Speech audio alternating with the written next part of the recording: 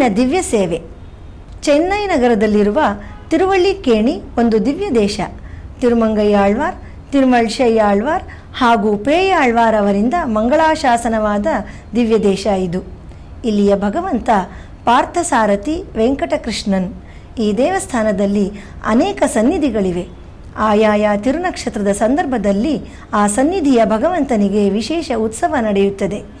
ಸ್ವಾಮಿ ಮನವಾಳ ಮಾಮುನಿಯವರ ತಿರುನಕ್ಷತ್ರದ ಸಂದರ್ಭದಲ್ಲಿ ಒಂದು ವಿಶೇಷ ಉತ್ಸವ ನಡೆಯುತ್ತದೆ. ಅದೇ ಪಾರ್ಥಸಾರಥಿಯ ಕೈತಲ ಸೇವೆ.